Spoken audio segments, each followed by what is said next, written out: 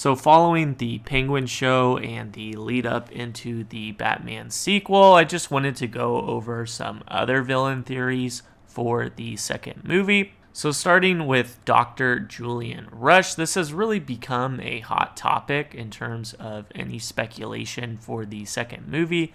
This is really after the uncovering of the Easter egg laid out in the Penguin show, where you can clearly see both the glove and the mask in the background. So that definitely leaves a lot of curiosity into whether or not Dr. Julian Rush is the Scarecrow in this universe, or whether or not he has some other connection to Scarecrow. His name wouldn't match in terms of Dr. Crane, but it is possible it's just a different name in this instance, or he's using some sort of an alias.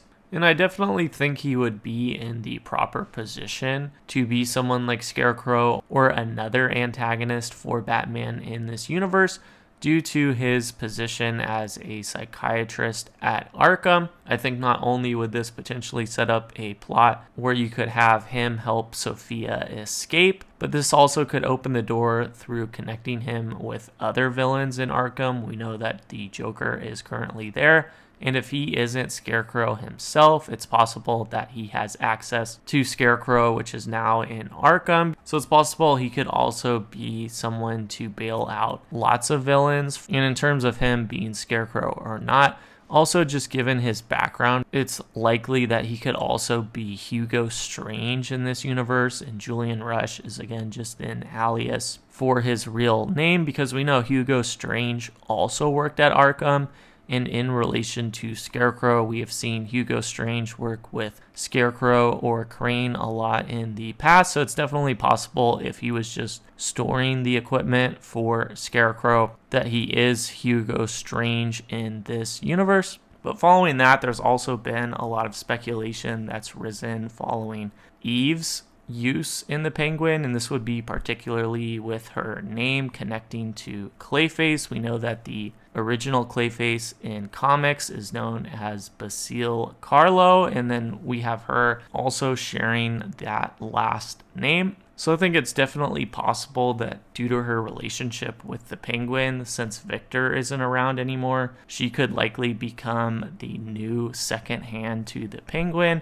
And since Oz is really trying to clean up his act in making connections to corrupted government officials, it's possible she could be the one going out to do a lot of his dirty work now.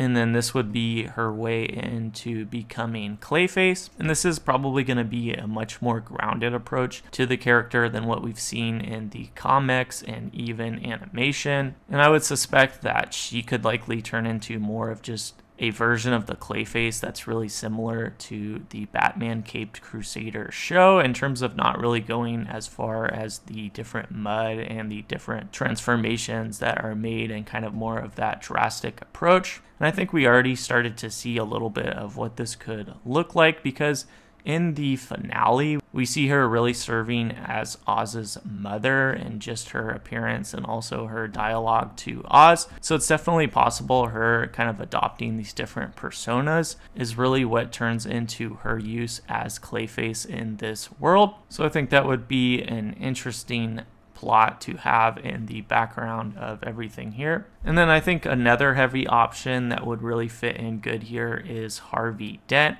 We haven't seen anything with him or anything that would really indicate that he could come into this, but really looking to the new task force that is supposed to be brought on by the mayor to address a lot of the corruption in Gotham. I think this would be a perfect opportunity to introduce Harvey Dent. I think this might be a little bit too similar to what happened in The Dark Knight, in terms of both of these movies being sequels and then having Harvey Dent in them as well. But I think if you didn't kill him off right away like you did with the Harvey Dent in the Christopher Nolan universe, having Two-Face play a major role in the third movie could really pivot away from any similarities there. And you also no longer have Salvatore Maroni in this universe, just given his death in The Penguin. So you also would have to invent a new way in terms of his disfigurement, or how he would turn into Two-Face in this world. So I think it would be interesting to see how they get creative there, but I think there also is just a simple possibility that Harvey Dent is left out of this here. And then I think another one that's definitely possible as well, and maybe there is a little bit more of an indirect reference to possibly bringing her on, and I think that would be Harley Quinn. I think where she could fit into this is looking into the middle of the Penguin show when you have Sophia visiting Gia in the children's home, and I believe it was Dr. Rush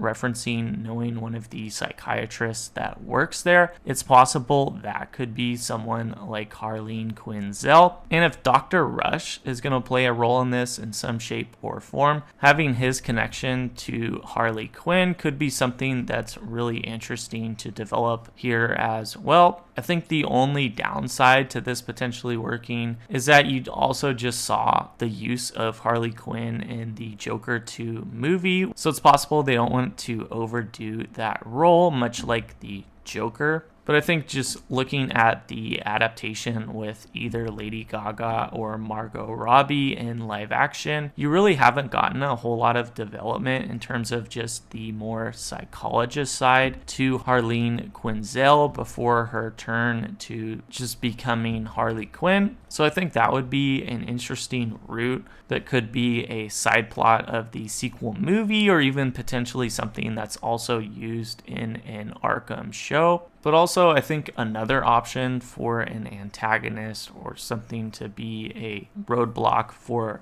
Batman is not just with the use of the Court of Owls, because that's something I already touched on, but regardless of just the group, you also have the muscle for the Court of Owls, and in terms of this being the Talons serving as either bodyguards or active assassins for the Court of Owls. I think seeing a group of Talons, or maybe even a head Talon in this, could be a really interesting clash for Batman, and this is definitely something that hasn't been done really in any capacity in live action, and I think this could easily be a good fit for Matt Reeves's universe. And I think that a group of Talons, or maybe a head Talon like what we've seen in the Batman vs. Robin animated movie, could really be a good physical clash to Batman, almost similar to the gridlock that Batman faces with Bane in The Dark Knight Rises. So in terms of combat, seeing a head Talon that really rivals the Batman here, I think would be something that's really interesting in terms of just really showing the layers and strength of the Court of Owls. And if we are talking about the acrobatic side as well, because that's a heavy part of the Talons in the lore, it's possible you could have some connection to a Robin being brought up in this universe. And in terms of other options besides the villains I referenced in my other video, I would think the only other possible one, just in terms of what we've gotten already, would be Bane. And I do think there was a potential tease or a potential seed just laid in the first movie to possibly give an opening for this, would be the adrenaline shot that Batman gives to himself towards the end of the movie. And I think this could easily be connected to a performance enhancing drug that Bane really uses or overuses. But I do think this is a lot more unlikely than the other villains I've laid out, just because it has been done more recently in terms of Tom Hardy in The Dark Knight Rises, and also with the rumors of Bane in terms of a new movie or just their inclusion in James Gunn's universe. I think it's more likely that a character like Bane will be saved for a more fantastical universe for Batman and Gotham in the future. So I think that would be what really kills any chances of introducing Bane here. But either way, I think seeing another grounded version of him would be really neat. And in addition to him, I do think there are lots of possibilities for antagonists in this universe. And I think most likely we are going to continue to see a combination of including a lot of villains. But I think these are the most common to fit into the style that Matt Reeves has laid out so far. But feel free to let me know if you have any thoughts on who the new antagonists will be. Really appreciate you watching, and I'll see you later.